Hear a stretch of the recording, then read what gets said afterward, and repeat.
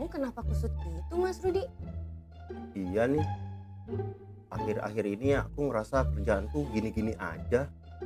Udah gitu, karirku kayaknya juga nggak jelas. Gimana ya? Kamu lagi burnout kali ya, Mas Rudi? Mungkin. Gimana kalau kamu konseling sama unit layanan konseling di Basarnas? Mau nggak? Emang di Basarnas ada unit konseling sekarang? Ada, Mas Rudi kemana aja baru tahu. Sekarang di Basarnas ada unit layanan konseling loh.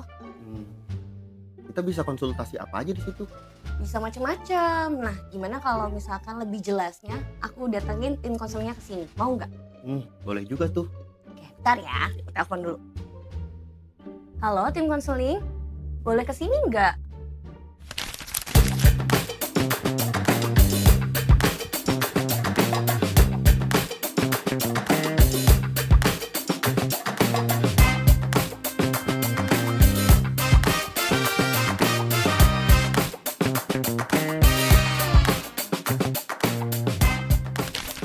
Selamat datang Bapak Edi dan Ibu Desti dari Biro Kepegawaian Organisasi dan Tata Laksana. Apa kabar Bapak Ibu? Alhamdulillah baik Mbak Disha, Mas Rudi.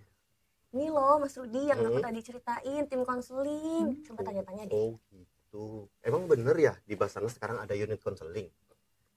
Betul Mas Rudi, jadi di Basarnas saat ini sudah ada unit konseling, tepatnya di Biro Kepegawaian Organisasi dan Tata Laksana. Oh gitu. Sejak kapan Pak ada unit konseling di Basarnas? Sejak bulan Desember tahun 2024 Mas Rudi. Ya, dalam pembentukan unit konseling ini alhamdulillah ya sudah ada peraturan kepala badan nomor 9 tahun 2024. Kenapa sih di Basarnas ada unit konseling? Latar belakangnya kayak apa gitu? Sebenarnya awalnya itu berlatar belakang dari teman-teman reskur di lapangan khususnya kan ya. Jadi memang selama ini kan pekerjaan mereka itu cenderung berisiko mengganggu kesehatan mental mereka. Jadi dari situlah pimpinan mengambil kebijakan untuk menjaga kesehatan mental mereka. Siapa tahu kan nanti setelah operasi ada trauma-trauma pasca operasi, sehingga nanti next ke depannya mereka susah untuk terjun lagi ke lapangan. Makanya itu mereka pimpinan untuk aware untuk kesehatan mental yang bersangkutan, sehingga awalnya dibentuk unit konseling ini. Jadi memang konsen kita adalah kepada rescuer. Namun dengan berkembangnya beberapa permasalahan di pegawai, akhirnya merambah ke hal-hal yang lain ya Pak Edi. Jadi memang nggak hanya untuk teman-teman rescuer, bisa ke seluruh pegawai Basarnas. Begitu sih untuk garis besar awalnya sih Mas. Kadang selain itu juga ada hal-hal yang seperti apa ya, hal-hal yang misalkan ada pegawai yang akan dijatuhi hukuman disiplin tingkat berat, misalkan itu kebetulan kepala Basarnas sebagai PPK juga membutuhkan rekomendasi dari pihak lain gitu terkait yang apakah ternyata yang bersangkutan ini ada masalah gitu. Nah itu sebenarnya rekomendasi tersebut harus diputuskan mungkin dari pihak ketiga gitu. Makanya Basarnas meng-hire psikolog-psikolog yang memang sudah resmi memiliki izin praktek, kemudian yang bersangkutan juga sudah profesional di bidangnya untuk membantu Basarnas melakukan konseling ini. Jadi kalau boleh saya tambahkan Mbak Disha, Mas Rudi, kita pahami bersama bahwa tugas mencari, menolong, menyelamatkan itu berada pada situasi dan kondisi yang biasanya tidak ideal. Artinya pada saat melakukan operasi SAR, baik itu mungkin kecelakaan transportasi di laut ataupun mungkin juga ada bencana ya, kita memahami bahwa teman-teman itu dalam menjalankan operasi bisa saja ada pressure, tekanan terkait dengan bagaimana mencari menyelamatkan korban. Nah situasi di laut kemungkinan saja bisa ombaknya sangat berbahaya bagi keselamatan ya, mungkin 3 meter, 4 meter atau menyelam mungkin di bawah arus yang deras, di bawah mungkin kedalaman 10 sampai 30 meter dan lain-lain. Nah, ini bisa mengancam keselamatan jiwanya.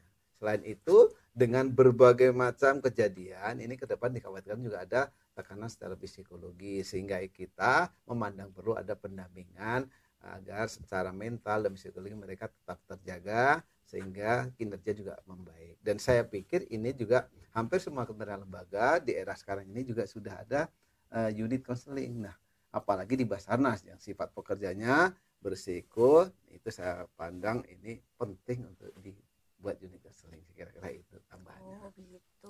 tadi awal mulanya itu untuk rescuer aja ya, Iya, untuk Bapak Ibu ya, tapi sekarang berkembang meluas kepada pegawai-pegawai yang Basarnas lain yang mungkin Mm-mm. administratif secara Mm-mm. begitu ya Bu ya. Betul, Oke, karena kalau- memang ya kita juga dari hari ke hari, dari waktu-waktu ternyata yang mendaftar baik melalui Instagram dan secara katakanlah rujukan itu berkembang ya Mbak ya, dari waktu ke waktu bertambah. Jadi Ini saya Bu. sedikit cerita ya Mbak. Jadi dulu itu awalnya pada saat konseling itu dibentuk, itu tuh memang rata-rata yang dilakukan konseling itu dari rujukan pimpinan. Jadi kan misalkan ada kecelakaan kerja, kemudian ada apa namanya perceraian, karena salah satu syarat untuk mendapatkan izin perceraian kan telah melalui tahapan konseling ya. Khawatirnya memang kalau ada masalah rumah tangga dia akan berimbas pada kinerjanya. Nah itu memang awalnya rujukan, jadi mandatori dari atasan. Namun dengan berjalannya waktu, pegawai sudah mulai aware terhadap kesehatan mental yang mereka, itu sudah mulai mendaftar ke unit konseling untuk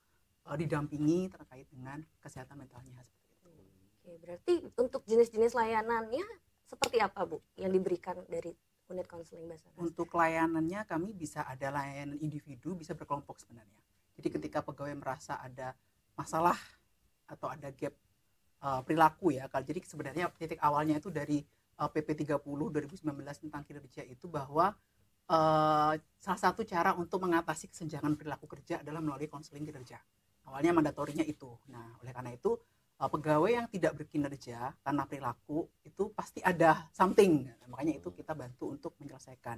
Menyelesaikan awalnya pasti dari atasan langsung. Tapi ketika atasan langsung sudah tidak bisa dan membutuhkan profesional khusus baru ke unit konseling. Tapi tetap harus melalui tahapan dari atasan langsungnya terlebih dahulu sebenarnya ya Pak Ed ya. Kita adalah filter kedua ibaratnya untuk memperbaiki terjadi kesenjangan perilaku. Nah, seperti itu. Nah, kemudian layanan itu kita ada dua sebenarnya Mbak. Bisa secara individu, bisa secara berkelompok. Jadi ketika individu merasa ada hal yang memang mengganggu dan berimbas pada kinerjanya sehari-hari, itu bisa mendaftar. Kalau memang bentuknya rujukan dari atasan langsung bisa ke kami, atau kalau individu bisa langsung mendaftar juga. Kalau yang kedua tim itu bisa nanti secara berkelompok atau tim itu mendaftar ke kami gitu. Biasanya kan ada nih kita satu pokja, kok saya nggak cocok ya gitu sama si A si B, kenapa tim kita tuh nggak pernah bisa memenuhi target pimpinan. Itu apa yang harus kita perbarui atau perbaiki, itu juga bisa sebenarnya. Atau saya tambahkan dari pengalaman yang ada, teman-teman kita itu dalam melaksanakan tugas terjadi kecelakaan. Nah di situ kelompok ini kan menghadapi langsung teman menjadi korban, sehingga secara psikologis mereka mungkin punya traumatik. Nah itu juga pimpinan merekomendasikan agar secara kelompok mereka dilakukan konseling, karena ke depan dikhawatirkan juga akan mengganggu kinerja secara organisasi, sehingga kelompok yang katakanlah pada saat melakukan operasi terjadi sebuah kejadian yang tidak diinginkan atau kecelakaan kerja dan menimbulkan korban, ini manusiawi. Saya kira orang mengalami traumatik dan melihat rekan saudara yang katakanlah mengalami kecelakaan. Nah ini penting untuk kita lakukan konseling supaya nanti secara tim juga tetap utuh dan kinerja tetap baik. Saya kira itu Mas Rudi. Gelasnya bagus ya. Ya. Psikos. Silakan diminum loh. Silakan Ini diminum. maksudnya arahnya ke situ. Oh, gitu. Cuman ngeliat gelasnya kok kita banget ya Pak, unit konseling Nah, banget. boleh ini. nih Keren, buat keren. apa dikirim ke teman-teman nih kalau punya minat nih psikosar ini. Oh. Ya, pertama gelasnya, nanti kalau minat Lama-lama. ikut psikosarnya dalam arti konseling ya, kalau membutuhkan boleh menghubungi kami. Iya. Seperti apa yang disampaikan Mas Rudi, Mbak Disya tadi, mendaftar melalui link Iya, ya. kami ada metode Atau daftar mungkin tertentu. ada metode yang secara kelompok tadi psikiater atau katakanlah Psikolog. psikolog itu menyampaikan semacam formulir tool untuk diisi. Nanti dari hasil itu nanti baru ada penilaian dan rekomendasi dari tim. Kira-kira begitu. Kalau yang saya tangkap sih tadi ada dua berarti ya, yang konseling tentang kinerja dengan konseling masalah kesehatan mental tadi ya, Ya. masalah psikologis. Selain itu ada lagi nggak? Sebenarnya logikanya begini ya, ketika dia bermasalah terhadap kejiwaannya gitu, mentalnya, itu akan resiko mengganggu kinerjanya itu sangat tinggi Mas. Itu udah otomatis bakal Otomatis ya. berkesinambungan. Ibaratnya Mas Rudi ribut di rumah ya, Mm-mm. bagaimanapun ketika masuk ke kantor pasti kan ada pasti dampak-dampak Ke yang bawah gitu ya. Oh, Kecuali jadi- bisa meleburkan di tengah jalan, nah itu. tapi kan kadang-kadang juga bisa misalnya nih Jadi kalau yang tadi kan kondisi di rumah terbawa ke kantor, tapi Iya. kadang-kadang kondisi ke kantor Begitu juga pula terbawa sebaliknya. ke rumah Iya, gitu. jangan sampai nanti begitu. Jadi memang kalau sudah merasa seperti itu dan tidak sehat untuk kehidupannya, itu boleh sekali mengunjungi kami dari unit konseling. Gitu. Atau mungkin memiliki motivasi kerja yang semakin menurun. Nah, ini kan perlu juga dilihat apa sih penyebab motivasi kerjanya menurun ya. Nah, supaya untuk meningkatkan motivasi kerja boleh, supaya pimpinan juga menyampaikan, oh saya punya anak buah dan lain-lain itu saat ini loh kok semakin hari semakin tidak berkinerja gitu ya. Mungkin ada latar belakang. Nah, itu perlu dicari tahu sebenarnya apa sih yang membuat mereka kok katakanlah kinerja semakin hari semakin berkurang dan tidak sesuai dengan harapan. Intinya itu sih. Oke. Terus nah tadi kan udah bilang mendaftar. Iya. Nah cara mendaftarnya tuh gimana? Untuk mekanisme pendaftaran sebenarnya simpel sih Mas. Kami ada nomor admin gitu, call center yang memang khusus, dan insya Allah itu ada admin khusus lah yang profesional ya untuk mendampingi teman-teman atau pegawai yang ingin melakukan konseling. Bisa melalui WA langsung ke admin untuk konsultasi dulu untuk meyakinkan sebelum mendaftar. Ada juga satunya form unit konseling yang harus diisi sama teman-teman. Bisa juga. Nanti di situ memang ada dokumen-dokumen yang harus diupload ya. Tapi tergantung lagi balik ke jenis rujukannya, apakah dia dari atasan langsung atau dari pribadi sendiri begitu. Jadi boleh permohonan secara personal Pribadi, iya. atau Maupun mungkin rujukan ya. direkomendasi dari atasan bahwa mungkin si A, si B, Susi, Anto ini perlu mendapatkan bantuan untuk Pendampingan konseling. psikologis. Jadi intinya adalah kita tuh bermaksud membantu supaya teman-teman ini, mohon maaf nih kemarin mungkin kurang disadari bahwa kita itu untuk membantu, bukan untuk memberikan suatu beban kepada teman-teman. Justru mungkin teman-teman punya permasalahan, kita ingin membantu. Jadi jangan takut lah kalau memang kira-kira membutuhkan, hubungi kami dengan senang hati Mbak Desi ya. Kami juga sudah punya Instagram official begitu terkait unit konseling. Di situ sudah ada form-form dan nomor kontak untuk bisa dihubungi bagi pegawai yang ingin daftar konseling Mas Rudi, Mbak Disya. Jadi Nama Instagramnya apa Bu? unit konseling lupa gue. nanti ditayangin di sini aja ya. Ya di sini ya. Iya, Atau kalau enggak di di bawah ya. Di bawah, di edit ya, editor. Di sini ya. Tolong ya Pak Editor disiapin ya. Di sini nanti silakan kunjungi, nanti di profilnya sudah jelas gitu, ada gampang gitu. kok, gampang Oke, kok. oke. Nah tadi kan Mas Rudi udah nanya cara daftarnya gimana. Nah kalau misalkan saya jauh nih Bu, nggak bisa ketemu sama psikolognya, ada metode secara daring nggak atau hanya luring aja? Gimana? Jangan khawatir, kita ada 2 metode. Jadi ketika teman-teman mendaftar itu bisa pilih mau metode daring atau luring. Bahkan terkadang pegawai ada yang kok saya nggak dapat nih feel-nya ketika saya harus melalui daring, itu bisa lewat luring. Tapi daring pun bisa Terkecuali ya. sudah ada pertemuan via daring lalu nanti ditindaklanjuti dengan langsung ketemu, rekomendasi dari psikolog Psikolognya, bisa. ya. Jadi mohon maaf suatu saat mungkin ada teman seperti apa yang disampaikan Bu Desti, pertemuan pertama kok kayaknya tidak mencapai apa yang diharapkan. Ya.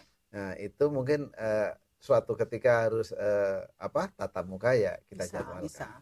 Karena psikolog ini bisa saja datang ke unit kerja UPT tertentu atau mungkin dari rekomendasi itu yang bersangkutan dipanggil ke kantor pusat gitu ya. Jadi kita fleksibel dengan sesuai dengan tentunya arahan pimpinan. Tapi kalau untuk luring memang ada batasan harinya ya Pak ya. Jadi kalau untuk luring itu biasanya kita 1 bulan sekali, hanya di Rabu sama Rabu Kamis. sama kadang Iya. Jumat menyesuaikan Iya. sehingga kami juga karena beliau ini juga ada praktek beberapa Ada praktek tempat. di luar juga. Nah, jadi iya. kami menyesuaikan, tetapi jadwalnya itu ada minggu pertama dan minggu ketiga Iya. setiap bulan. Nanti diatur kapan daring, kapan luring, nanti akan dihubungi melalui tim ya atas rekomendasi dari psikolog tadi. Tapi sebenarnya kalau luring bisa fleksibel sih Pak ya, Ya, bisa fleksibel Senin fleksibel. sampai Jumat tuh biasanya iya. Karena kan kemarin berdasarkan pengalaman ternyata banyak Pak gitu, Ya. banyak sekali, sehingga dari hari Senin sampai Jumat itu kita bisa intens gitu, setiap hari itu bisa ada yang melakukan konseling. Dan tentunya jam tergantung, kerja ya. jam Mohon kerja. maaf nih kalau ada teman di luar jam kerja karena menghubungi beliau, ya kami minta mohon kiranya nanti pelaksananya di jam kerja. Iya, tetap koordinasinya. Berarti malam minggu gitu lagi nganggur, nggak punya pacar, nggak bisa itu Nggak konsultasi. bisa. Kalau Tapi memang saking biasanya butuhnya ini- mendesak gitu, saking pengen banget ngomong sama psikolog di luar jam kerja, nggak enak gitu. Karena memang kadang-kadang menurut ibu-ibu psikolog ini, pengalaman beliau itu biasanya masalah mental tuh muncul kecemasan Muncul, ya. ketika di jam-jam malam. Jam Nah, malam. Ya, Iya, jam-jam biasanya 11 malam ke atas gitu. Makanya itu Ada tipe-tipe iya, yang seperti itu. gitu. Jadi di atas jam 11 tuh baru mulai aktif, lalu ada gangguan, sulit tidur, nggak boleh lah Nanti menghubungi, kita harus nunggu. Kalau mendaftar sih boleh via Instagram, mau jam berapapun boleh, tetapi kalau menghubungi via telepon itu terus berbicara itu mohon maaf, kita hanya di saat jam kerja dan jadwal yang sudah ditentukan. Iya, dan semua tersentral di melalui unit counseling, Pak. Jadi Iya. tidak akan langsung berkomunikasi dengan psikolog kecuali di luar jadwal kita. Iya, kecuali sudah diatur dan disepakati, nah itu baru. Oke, berarti menyesuaikan kebutuhan Iya, ya iya Bapak pasti. Ibu ya. Kita Tapi lihat kasusnya dalam gitu. 1 bulan itu jadwalnya ya 2 kali online, maksudnya 2 hari online, 2 hari tatap muka ya. Iya. Itu jadwal yang kita sepakati, nanti kita sesuaikan. Jadi Sesuai minggu kebutuhan pertama tadi ya, Pak, ya. sama minggu ketiga, minggu kedua sama minggu keempat. Ada yang mau tanya lagi kan? Nah, Emang ini siapa yang ini. tertarik sih awalnya? Iya. Iya dong. Kalau dari ekspresinya kayaknya. Kayaknya dua-duanya gitu kan. Oh, nah ini yang paling mau saya tanyain. Kira-kira nanti kalau saya konseling bocor nggak nih permasalahan Nah, saya? Nah, iya, Pak, ini ya. kami ada ruangan khusus Mas Rudi, Ya. Mbak Gesya. Jadi kami itu selaku Pogja, insya Allah menjamin itu kerahasiaan. Bahkan hasilnya pun kami tidak boleh tahu. Yang tahu mungkin hanya yang pihak-pihak terkait. Belum tentu atasan langsung si A itu juga tahu. Tergantung permasalahannya dengan siapa. Yang tahu adalah, mohon maaf, pimpinan yang berkepentingan di sini. Kami selaku fasilitator hanya menyampaikan besok ada si A, si B. Nah, persoalannya apapun kami tidak tahu. Jadi insya Allah kami dari tim menjaga. Jadi yang tahu hanya psikolog yang bersangkutan sama pimpinan yang memang Direkomendasikan, ya, Pak, direkomendasikan ya. tahu. Jadi mohon maaf, bukan berarti setiap pimpinan harus tahu, belum tentu. Jadi ada kepala kantor, katakanlah ada anak buahnya yang mungkin di konseling, ada masalahnya dengan kepala kantor, belum tentu kepala kantor tahu. Jadi mungkin yang bersangkutan psikolog sama pimpinan terkait. Yang terkait bisa Pak Ses, bisa Menkabadan, bisa Pak Karo Organisasi Tata Laksana selaku yang membidangi masalah SDM. Saya kira itu, Mbak. Kalau untuk daring juga nggak usah khawatir ya. Jadi kalau untuk daring itu Nggak juga bocor kami ya. tidak menggunakan Zoom, jadi menggunakan Gimit, di mana Gimitnya itu linknya dari ibu-ibu psikolog langsung.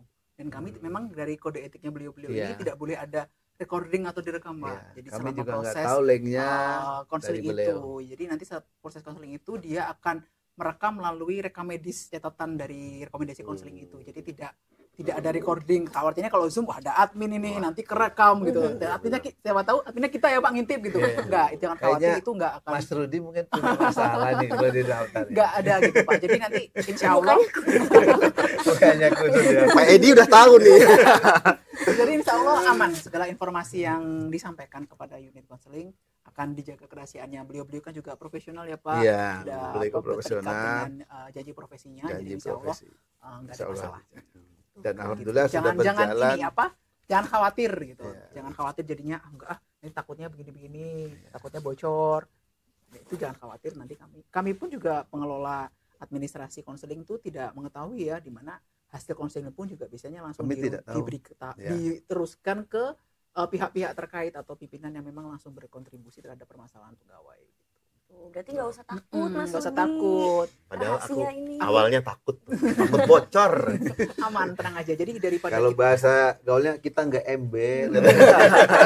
tapi daripada kita curhat ke teman ya Nah. kan kita kadang suka nggak tahu tuh, mendingan Malah, ya. silahkan kunjungi unit Saran konseling, saya juga begitu. curhat ke profesional, nanti akan diberikan tips-tips, Iya. saran-saran yang lebih konkret gitu daripada takutnya nanti curhat orang yang bocor ya Pak ya. tidak tepat bukan menghilangkan masalah, nambah Nambah masalah. Begitu juga dengan nambah masalah temennya yang Lah dicurhatin Pak. iya, apalagi curhatnya maaf berbeda, yang cewek curhat kepada cowok gitu ya, masalah suaminya curhat sama cowok, cowoknya pura-pura baik, nah takutnya jadi masalah lagi. Iya begitu sih, jadi memang saran saya mumpung ada fasilitas ya Pak, fasilitas bagi pegawai untuk konseling. Masalah rumah tangga curhat sama temennya ya kan, beda jenis ya, ya sudah. Jadi masalah baru. Takutnya kalau yang dicurhatin memberi solusi bagus, tapi kalau malah memancing di air yang apa? Yang keruh, yang bening atau yang keruh, nah itu takutnya. Gitu sih, yang penting yang jelas tips-tips dan rekomendasi yang diberikan itu kan pasti beda ya Pak antara teman-teman sendiri dengan profesional gitu. Ya berarti silahkan dimanfaatkan fasilitas ini yang kan ada fasilitas ya. misalkan fasilitas dari kantor untuk tapi harapannya juga tidak banyak teman yang bermasalah sih, tapi kalau punya masalah jangan ditunda-tunda, curhatlah kepada orang yang tepat, profesional. Kira begitu Mas Rudi. Oh seperti itu ya rupanya. Jadi jangan usah ragu lagi, silahkan. Nanti juga nggak akan ketemu dengan kami ya Pak ya? Iya, kami tetap di ruangan kerja, terkecuali kami dipanggil, mungkin diminta sesuatu dalam arti wah butuh minum ya kami siapkan lah insya Allah. Kopi ada Pak, kopi Pak. Silakan diminum Pak kopinya Pak. Mau ngeteh gitu, gula batu kalau memang kopinya ini kopi ini. Ada ini berat kok Bu. Nah, betul. Saya tuh naksir gelasnya boleh bawa pulang. Oh boleh. Nanti buat Ibu boleh Bu. Itu kan udah ada bekas tangannya Ibu kan. Jadi dibawa aja. Oke, mungkin pertanyaan selanjutnya adalah sekarang psikolognya yang di unit konseling ini ada berapa orang? Kita baru dua orang. Ya, dua orang untuk yang memang psikolog ya, berlatar psikolog, dan mereka sudah ada izin praktek juga. Cuman memang dalam Pokja unit konseling ini digawangi sama teman-teman pegawai Basarnas yang berlatar belakang S1 psikologi. Ya, dan jadi melibatkan dari kantor pusat dan UPT.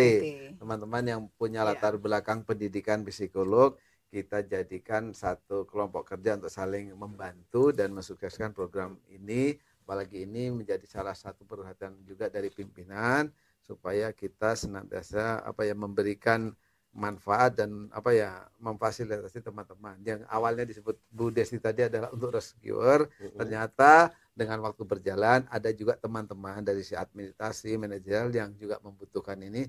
Kami dengan lapang dada siap memberikan solusi melalui rekan-rekan psikolog atau katakanlah konselor ya kita sebut. Jadi memang sudah digawangi oleh orang-orang profesional Pak Rudi. Kalau saya dan Pak Edi kan hanya bukan belakang hanya administrasi membantu pelayanan psikolog saja. Nah tadi kan untuk pegawai Basarnas, kalau misalnya ada pertanyaan Bu, Pak, untuk keluarga karyawannya, pegawainya, apakah boleh melakukan konseling juga? Nah, izin saya jawab, ini menarik Mbak Desi ya. Untuk suatu permasalahan, biasanya psikolog akan berkonsultasi juga dengan tim sekiranya itu memerlukan tindak lanjut melibatkan keluarga. Contoh, Mas Rudi punya masalah dengan istri. Nah, Mas Rudi sudah di konseling nih, ternyata nggak cukup menurut psikolog. Mungkin kami diminta pertimbangan bagaimana kalau istrinya Mas Rudi dipanggil juga, atau mungkin anaknya kalau punya anak yang mungkin suatu saat menjadi rentetan rangkaian katakanlah dari sebuah persoalan ini, kita bisa juga dengan minta izin pimpinan untuk memfasilitasi. Takutnya kalau yang Mas Rudi saja yang di konseling tidak selesai, harus menghadirkan orang yang ada hubungannya dengan permasalahan itu. Jadi kita kondisikan selama itu mungkin waktu dan katakanlah ada waktu ya Mbak ya, para psikolog ini masih ada katakanlah jam kerjanya masih mohon maaf kan seminggu hanya mungkin 1 atau 2 hari. Nah kalau kita jadwalkan bisa ya kita undang gitu. Ya, jadi tergantung konteks permasalahannya. Jadi kalau ternyata memang akan keluarga itu adalah bagian dari sebuah permasalahan pegawai, akan kita hadirkan. Coba kita hadirkan. Kita konseling juga. Tapi kalau ternyata dia cukup mendaftarkan untuk keluarganya, di mana keluarganya itu nggak ada kontribusi sama dengan pegawai, ya belum bisa. Tidak. Itu berarti tergantung persoalan. Nah, seperti apa ya Bapak? Ya, kan kemarin kita pernah anak juga ya Pak. Anak ya, kita anak coba ada, setelah gitu. dari pihak bagian dari permasalahan dari pegawai tersebut. Bisa. Kita bisa. Tapi kalau mohon maaf masih pacaran ya belum bagian. Kalau istri sebagai bagian dari masalah diundang. Kalau pacar sebagai bagian masalah nggak Nah, ya? itu dia. Jangan nambah pacar lagi. Oh gitu, Pak. Caranya nambah pacar lagi ya. Menarik nih. Mungkin ke depan kita bisa hadirkan psikolognya. Oh, pasti. Ngobrol bareng kita ya. Silakan. Pasti Iya. banyak pertanyaan. Nah, Mas Rudi. itu ide Iya. bagus. Nah, Sekalian saya langsung Ah. konsultasi juga ya. Langsung colongan ya. Iya. Bisa aja di Pak Rudi ya. Oke, jadi cukup ya Mas Rudi pembahasannya. Sudah cukup jelas. Oke, kalau gitu kita lanjut ke segmen berikutnya, mitos atau Fakta. Oke.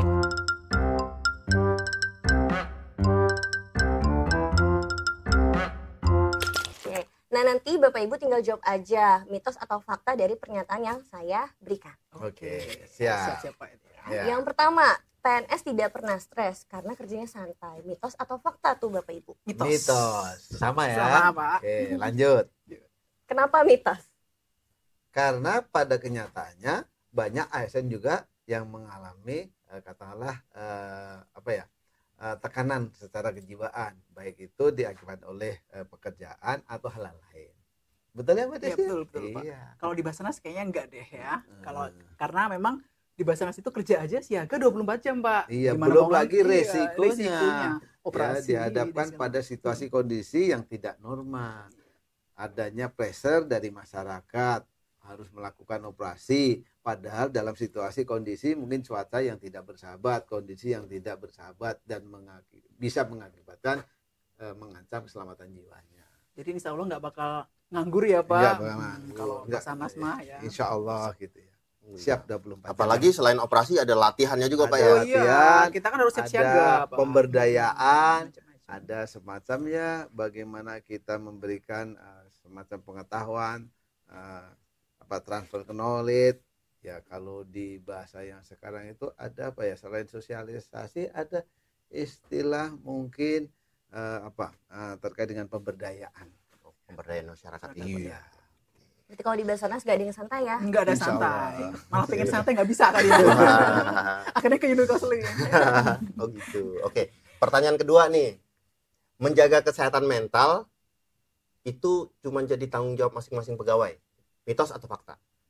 Cuman Saya jadi ya. Iya, saya kira ini bukan hanya pegawai ya, Mitos lembaga. atau fakta, Pak? Iya.